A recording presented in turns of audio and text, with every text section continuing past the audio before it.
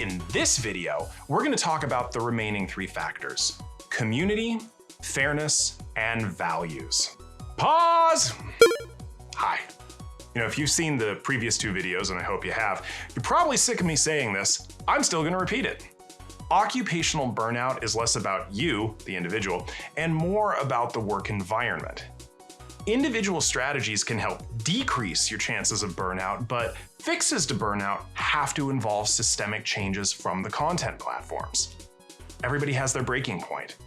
So even if you can juggle a lot of stuff, there still can be stressors outside of your control. Oh.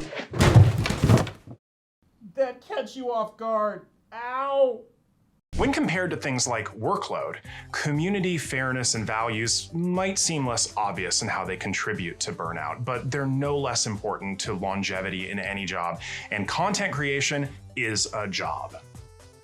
On top of that, while all of us are affected by these factors, some authors suggest that those of marginalized identities are especially vulnerable to these. And as we go through this video, I suspect it's going to be obvious why they say this. As a factor in burnout, community generally has to do with a sense of belonging and connection that we feel to people in the workplace. If we consistently perceive ourselves as outsiders in workplace culture, it's gonna be more difficult to be engaged with work. This all gets a little tricky as a content creator because working at home in relative isolation, as many of us do, most content creators don't have regular in-person coworkers. Even if you have a team that helps you with your channel, odds are they're remote. Creating in isolation and physical distance can both contribute to a sense of being apart from others. And one suggestion we've heard to help create a sense of community and belonging is to join a local group of content creators. A lot of major metropolitan areas have groups like that. I know we do in Seattle, and they have both an online presence as well as in-person meetups and programs. Finding a group of supportive people who share similar work experiences can be a helpful way of finding connection, support, and helpful advice. Now, apart from connecting with a group, individual connections can also be important.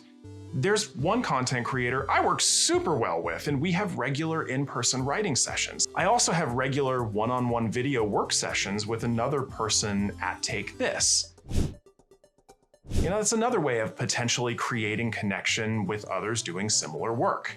The importance of finding community and belonging can be especially important if you're able to connect with people who share overlapping identities with you.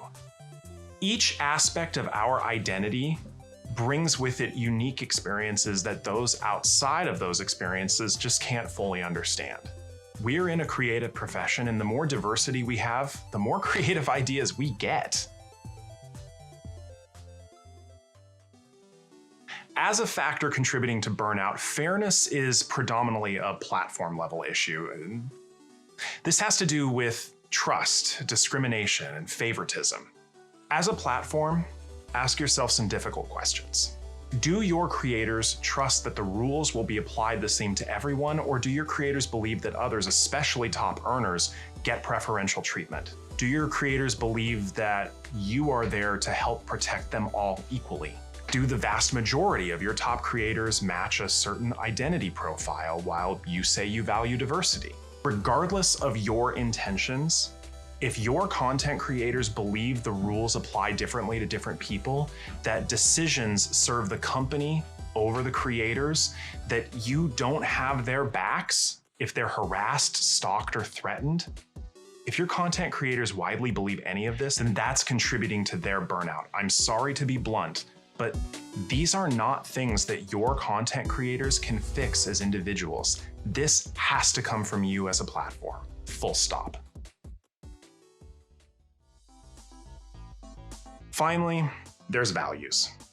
Now, there are aspects of values which overlap with fairness, but this factor has more to do with the consistency of expressed values of the platforms and how they enact them. Values also have to do with the meaningfulness of your individual content. Making content which is meaningful to you can help prevent burnout. Let's say you value education. Maybe add a learning element to your content. If you value diversity and inclusion, you can actively promote different people and perspectives that uplift the community. If service and community are important to you, look into ways of directly supporting other creators. Whatever your values are, aligning your content to them can help sustain your efforts. This is especially true with creative endeavors where most people don't make a lot of money. And even if you are making enough money to create content full-time, money alone might not be enough to sustain you if your content isn't personally meaningful, especially given how many extra hours you probably put into your work. This can also apply to the ways in which you manage your community and how you approach any potential partnerships, collaborations, or sponsorships. Meaningful, purposeful work goes a long way to keep us going. So wrapping up our final video in this occupational burnout series, we focused on 3 of the 6 common systemic factors which contribute to burnout: community, fairness, and values.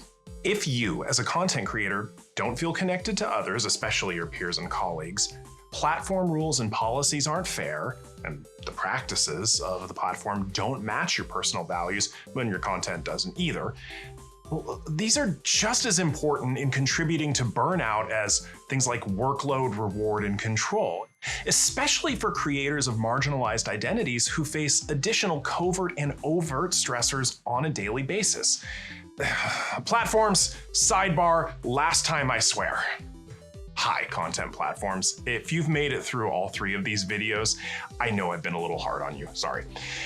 We all need to stop the toxic myth that occupational burnout can be fixed through self-care instead of changing the system that causes the burnout in the first place. It's like a leak in a boat. People can only bail out water for so long, even with the best buckets. So let's fix the boat instead. Make changes in collaboration with the creators. Know that it's gonna be an ongoing process because you're gonna have to adjust each solution to new situations and factors. The outcomes need to be things that the creators see as benefiting their needs in creating content safely and effectively. Supporting the creators who earn your revenue makes their work and subsequently your earnings more sustainable. And platforms, if you're already doing this, great, keep that up. Let's keep this space sustainable for everyone. Let's get back to the creators. Thanks to Rainbow Six and Riot for making this video and the previous ones possible. Make sure to like and subscribe below, and if you'd like to help make more mental health resources available to and for gamers, head on over to TakeThisOrg and click on that donation button. If you're looking for a mental health provider, maybe even to help you tackle burnout, our resource page at TakeThis.org/resources has a variety of search directories for providers, many of which have low cost, no cost search options. We also have a variety of free articles and other resources to help bolster the wellness of our gaming community. Remember, we're here to help you equip your party with support, community, and mental wellness. This is Dr. B for Take This. We'll see you with the next video.